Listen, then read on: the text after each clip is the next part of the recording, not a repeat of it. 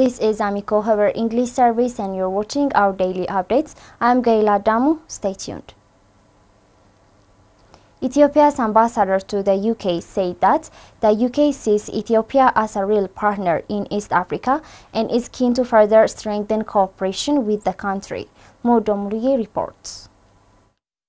Ambassador Tafari Melasa told Ethiopian news agency that the UK has a new foreign policy after they left the European Union, and the country is building relationships with different countries globally. With Africa, they have identified 5 countries, 2 in Eastern Africa, Ethiopia and Kenya. So they have already recognized the potential of Ethiopia as a real partner to benefit their national interests. According to the ambassador, Ethiopia has a unique position in Africa because of the African Union, the Economic Commission for Africa, and the wide network of Ethiopian airlines in Africa. Ambassador Tafari said that during the COVID-19 period, the Ethiopian Airlines has been transporting COVID-19 materials throughout Africa and also Latin America, so it could be the logistic hub of Africa. There are also more than 50 African embassies in Addis Ababa. Therefore, any potential partners do not need to go to 54 African countries if they invest in Ethiopia. He further noted that Ethiopia is privatizing and opening up the economy. Safaricom Telecommunications Ethiopia is one of the telecom service providers that won the bid to operate in Ethiopia, and the UK Vodafone Group is part of the Safaricom Group. The group has already started investing and expanding services in Ethiopia. I hope we are going to open up the financial sector as well. And UK is also one of the countries that are positioning itself to participate in the financial sector as well. But on top of that, we are trying to encourage them to invest in the pharmaceutical, energy, and manufacturing sectors as well. The ambassador revealed recently they had an exhibition of coffee import and export at the embassy in London, where coffee exporters and importers met each other. Ethiopia is the birthplace of coffee, giving Ethiopia close to $1 billion in coffee exports. Here, coffee is a way of life, a mark of friendship. Ethiopia's coffee comes to UK through third countries, and efforts are underway to cut that channel and try to export directly from Ethiopia. In addition, Ambassador Tafari said Ethiopia is opening up new tourist destinations and building Kwesha, Gorgora and Wenchi on top of what has been done in Addis Ababa. Attempts are thus being made to promote these new tourist destinations. The ambassador further stated that the embassy is trying to use the media in United Kingdom, such as the BBC, Channel 4, The Guardian and The Economist, to promote the potential of Ethiopia and also to establish closer relations. The ambassador explained that as UK has a lot of universities and globally known centers of excellence in education, Ethiopia is trying to twin up its universities and research centers with the UK counterparts. Moreover, London is also one of the financial centers in the world, and we are working to show them the opportunity that Ethiopia has in terms of investment, business and tourism promotion. Taye Asqaisellase, ambassador and permanent representative of Ethiopia to the United Nations, said that Ethiopia has managed to overcome challenging times through the concerted efforts of diplomacy in support of friendly countries. Abebe Brahani has the details. In an exclusive interview with Ethiopian news agency, the ambassador and permanent representative said the past 2 years were very difficult for Ethiopia due to an internal conflict that has happened completely unexpected.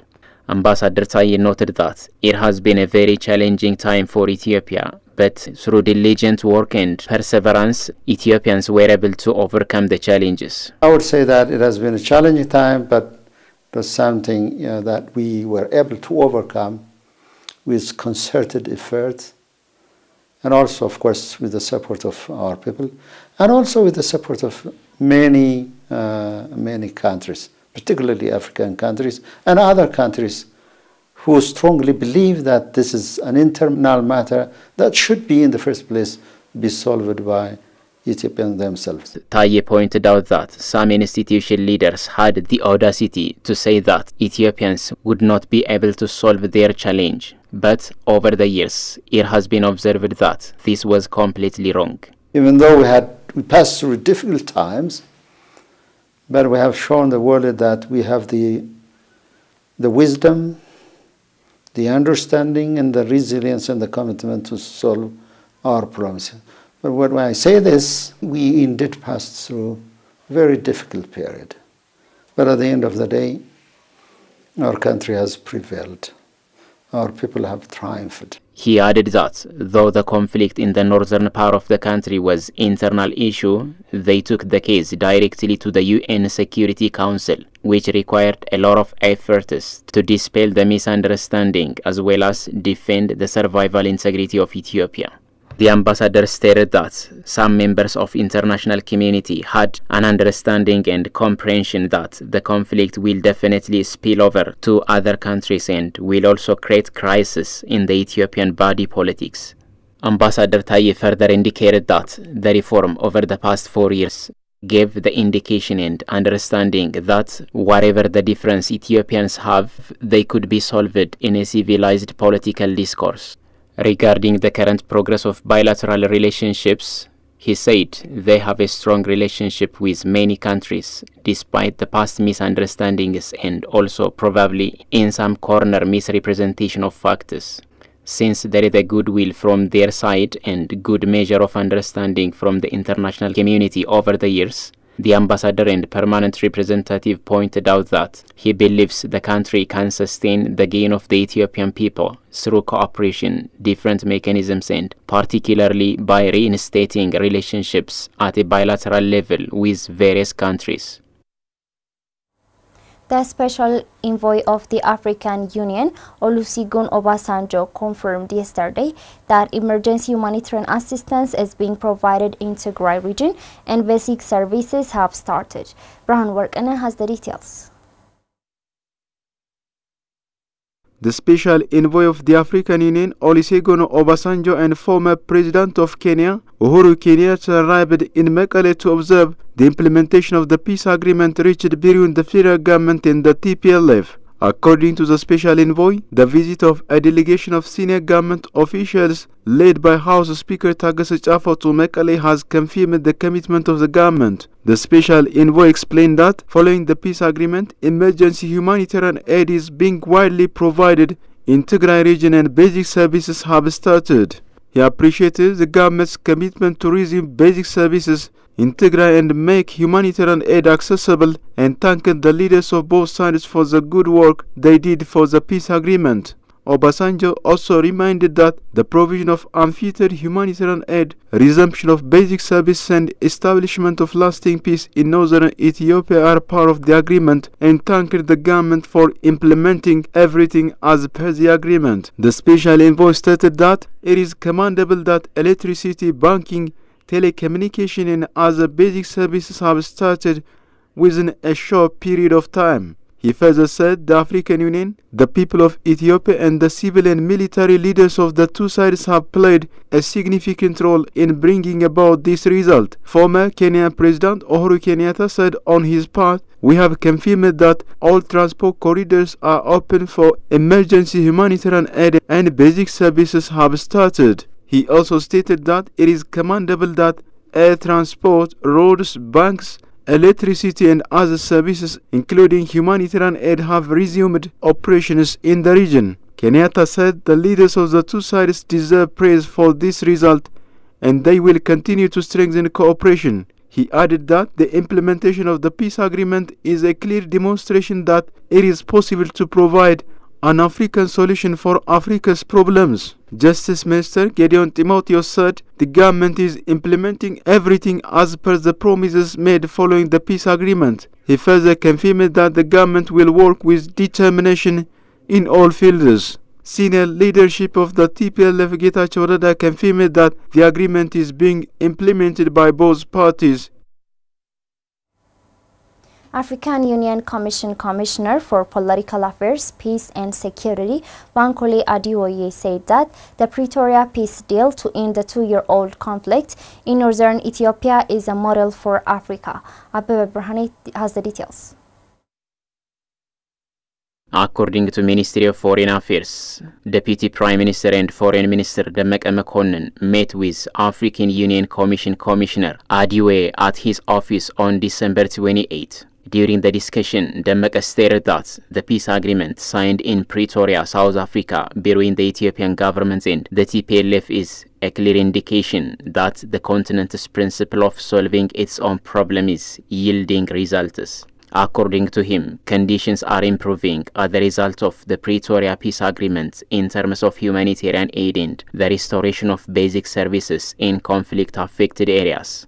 He stated that the Ethiopian government is fully committed to carrying out the Pretoria Peace Agreement.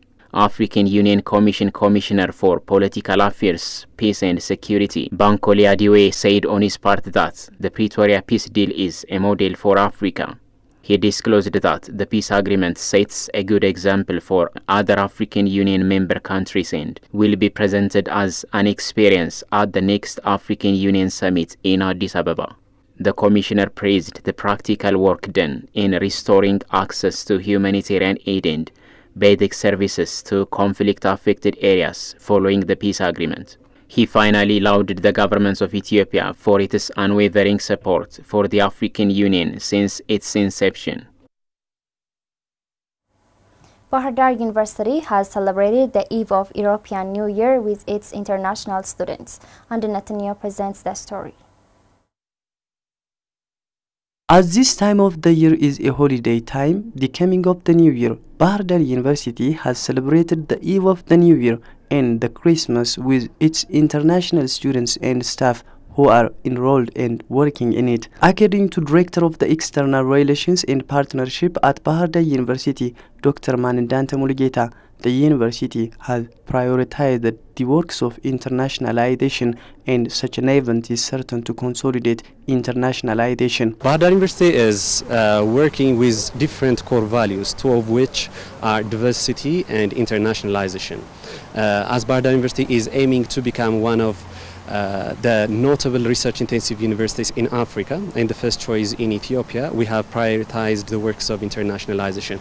So we are engaging our international staff and students to work at Bahir Dar University, to be enrolled at Bahir Dar University, and these kinds of events will consolidate our efforts of internationalization. Dr. Mandanta added that the university mainly attracts students from neighboring countries, and these students will have an ambassador role while they get back to their country. The students we have here and also teachers from different corners of the world who are working at our university are experiencing lots of fascinating things in being at Bahir Dar University and in Bahir Dar city in general. For example, we have graduates, same kinds of students, international students who are back their home, so they are working as our ambassadors in the different parts of the world. We're mainly attracting students from neighboring countries. They are also sharing our experiences, and we would like to be notable not only in East Africa but also in the entire Africa. Vice President of Information and Strategic Communication at Bahir Dar University, Dr. Zawju Umaru, said while celebrating the New Year, the university is recognizing major stakeholders apart from internationalization. International students of Bahir Dar University, expatriate staff of the university, and also the American Distinguished Scholars Program members. These people are the major stakeholders of our university, so when we celebrate the New Year 2023, we are also recognizing these people as part of the initiatives and also part of the change engines of the university. Foreign academicians and international students who participated in the event have shared their experience within the campus and at Bahir Dar city at large. I am Dr. Merwan Lakalayat. I am from the United States. I feel home in Bahir Dar. This is the city where I had the privilege to come in. I basically feel at home. I love the people very much. Ethiopian people in general, on the the Bahadar people in particular, from all my experience here, are extremely unique, friendly, and very resilient people. I admire them, I respect them, and I cherish them. My name is Shol. I come here as an international student. I come from South Sudan. It's very nice. I think no problem to see in the campus. Even also Badar, it is a very comfortable place. No problem to see in Badar University. Everything is okay. My name is Simon Charles Lasso from Medical Campus. Today is a great day which we are going to celebrate about international, which is about not only international but the neighborhood, Africanism and the fellowship with the fellow African countries. I see Ethiopia as a home, and Bahadar especially is a place where I consider as home. Bahadar University has more than 120 students, mainly from neighboring countries, 18 international staff, more than 230 international partnership, and it is a member of 12 regional and international associations.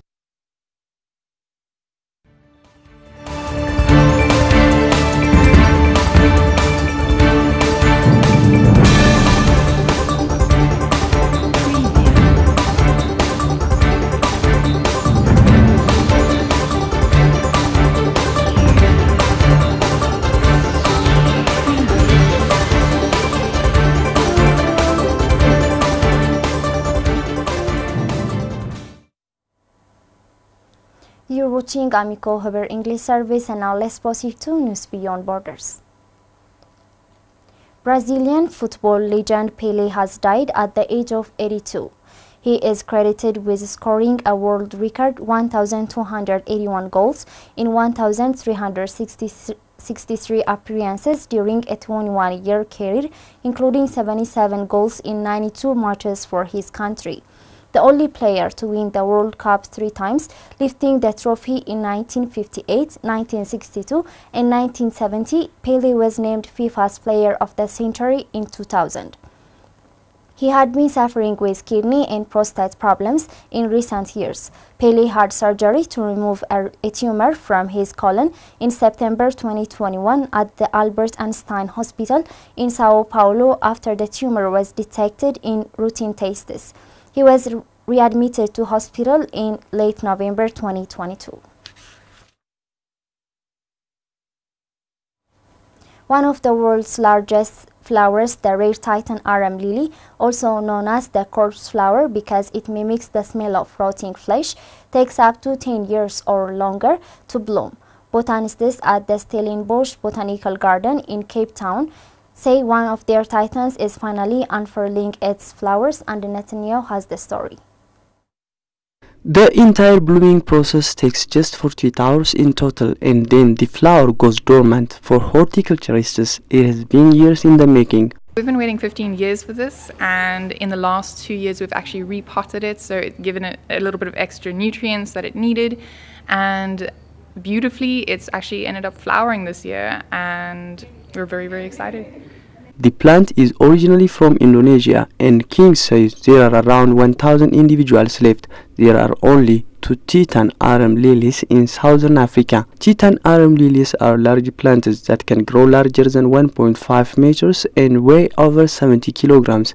Their purple and yellow colors are also striking. The 48-hour blossoming is part of a pollination process where a male and female plant each take 24 hours to bloom. This in the wild is a rare phenomenon. Such a tiny frame or time frame where 2 flowers actually need to be, one needs to be producing female flowers and one needs to be producing male flowers for that to actually happen. And because these are so rare in the wild, it's very, very, very unlikely that actually any successful pollination happens. For now, the 2 Titan arum lilies situated in southern Africa have both officially bloomed and will go into a complete phase of dormancy. The flowering of the Titan arum lily marks more than a decade of patience for horticulturists at the Stellenbosch Botanical Gardens. It is also one of the most significant events in the floral kingdom.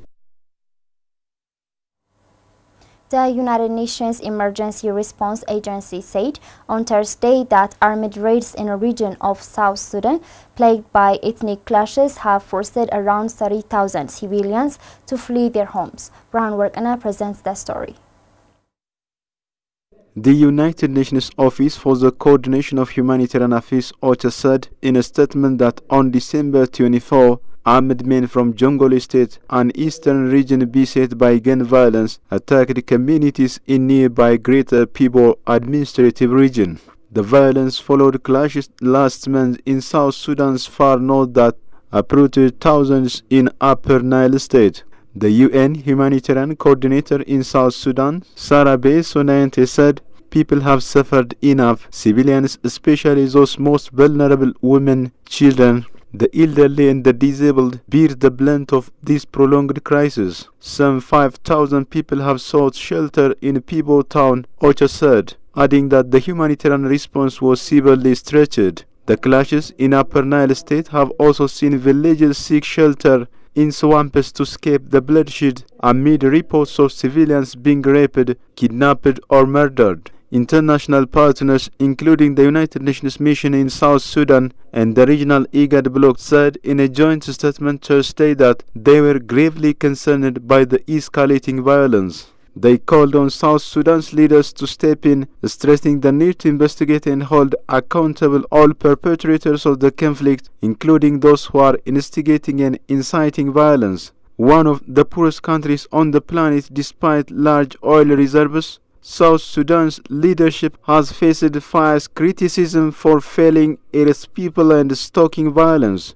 Western powers, including the United States and European Union, said this meant that South Sudan's leaders bore responsibility for the deadly clashes. Since achieving independence from Sudan in 2011, the world's newest nation has lurched from one crisis to another, including a brutal 5-year civil war between forces loyal to President Salva Kiir and his deputy Riek Machar that left nearly 400,000 people dead. A peace deal was signed in 2018, but sporadic bursts of violence between government and opposition forces continue to occur, while conflict between rival ethnic groups in lawless parts of the country exacts a terrible toll on civilians.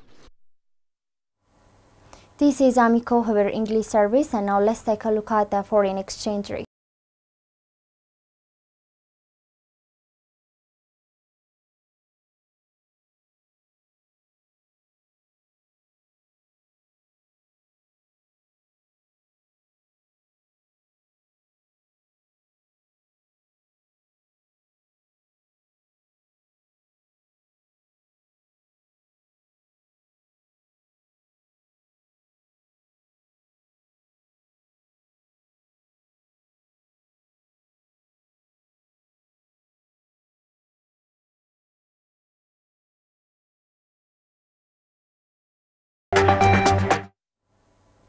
That's all the news we have for today. I'm Gaila Damu. Thanks for watching and stay tuned with the rest of our programs.